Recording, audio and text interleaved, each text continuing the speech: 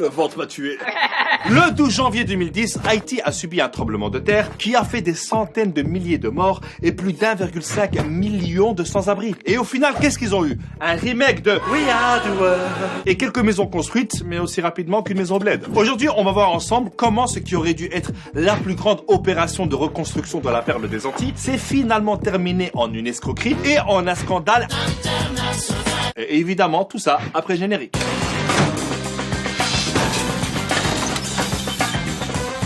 Faut savoir que Haïti a été l'une des colonies les plus riches et la première république noire a proclamé son indépendance en 1804, soit 2-3 jours avant le lancement de Vivement Dimanche. Mais ça lui a coûté une dette coloniale à la France de plus ou moins 17 milliards d'euros d'aujourd'hui qu'elle n'a fini de payer qu'au milieu du XXe siècle. Mais bon, après quand tu commences une histoire et qu'il y a les termes dette coloniale, t'imagines bien que ça finira aussi mal que Macron qui parle anglais. I don't like what you did in front of me. Faut savoir que le pays n'a jamais réussi à bien se développer et il est toujours dépendant des ONG et des organisations humanitaires. À tel point qu'on la surnomme la République des ONG. Depuis le tremblement de terre en 2010, t'as plein d'ONG et d'organisations humanitaires qui ont débarqué comme les Avengers, mais version Bollywood.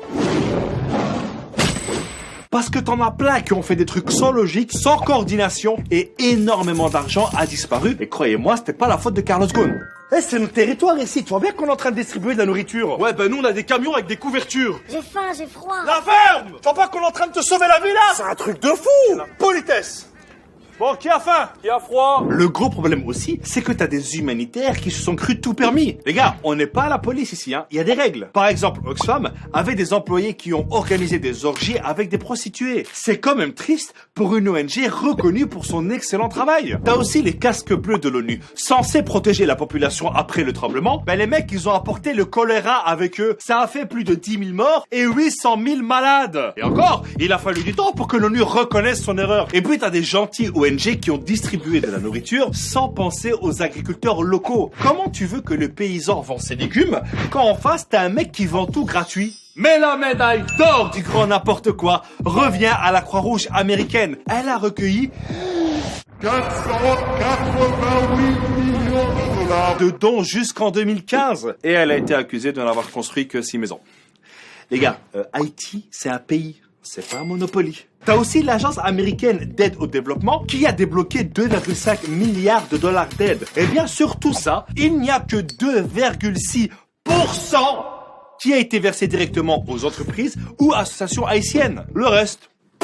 Donc sous le coup de l'émotion, tout le monde s'est précipité, mais ça a été mal géré. Résultat, Haïti est devenu une espèce de centre d'entraînement pour des humanitaires qui ne connaissent ni le contexte, ni même le pays. Tu savais qu'ils parlaient français ici? Bah ouais. Je pensais qu'en Afrique, on parlait l'africain, moi. Nous, on n'est pas en Afrique, on est à Tahiti. Ah, mais toi, t'es vraiment nul en géographie, hein.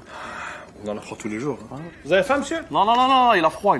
Et avec tout ce gâchis, tu dois encore rajouter la corruption généralisée des dirigeants. La Cour des comptes haïtienne vient de remettre un rapport sur le plus grand scandale de détournement d'argent de l'histoire d'Haïti, concernant l'affaire du Petro-Caribé et le détournement de 3,8 milliards de dollars qui a impliqué 4 présidents et 6 gouvernements. Du favoritisme, des contrats sans obligation, des budgets doubles, une quinzaine de ministres et même l'actuel président Jovenel Moïse sont pointés du doigt. Le grand pillage est arrivé. Le président Moïse est rejeté par tous les partis et la population. Donc d'un côté, t'as un Moïse qui divise la mer en deux pour faire passer son peuple. De l'autre, t'en as un qui divise le peuple pour faire passer l'argent. Jean-Michel, jeu de mots?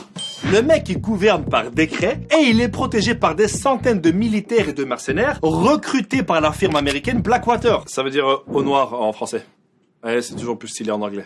10 ans après le tremblement de terre et l'intervention internationale, le pays s'est encore plus appauvri et la criminalité a explosé. Le peuple haïtien proteste depuis 2 ans contre l'injustice et la classe politique corrompue. Ah, là-bas, c'est pas des gilets jaunes qui doivent être distribués, hein, mais des gilets pare-balles. Avant le séisme, Haïti était classé 149e sur 182 selon l'indice de développement humain. Aujourd'hui, malgré toute cette aide humanitaire, le pays est classé 168e. Et il y a toujours des problèmes d'insécurité, de maladies et il manque de tout. Je pense pour sortir de ça, il faudrait une vraie enquête. Et quand je te parle d'enquête, je te parle pas d'un sondage fait par des ONG à la sortie d'un métro, mais d'un vrai bail à l'échelle internationale pour savoir qui sont les responsables de ce pillage. Je pense que la France devrait aussi revoir son histoire et rembourser sa dette d'indépendance à Haïti. ce qui, je pense, lui permettrait de s'en sortir un peu mieux.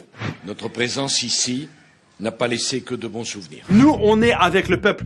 Ils sont debout comme ils l'ont fait à l'époque pour gagner leur indépendance. Et évidemment, n'oubliez pas de partager cette vidéo pour sensibiliser un maximum de monde. Et comme dirait mon proverbe, celui qui partage la vidéo. Attendez, c'est encore moi. Et non, c'est pas une pub pour vous demander de vous abonner ou alors pour regarder un autre épisode, non. Par contre, si vous voulez le faire, vous pouvez cliquer là pour vous abonner et regarder un autre épisode là. Faites-le. Je vous attends.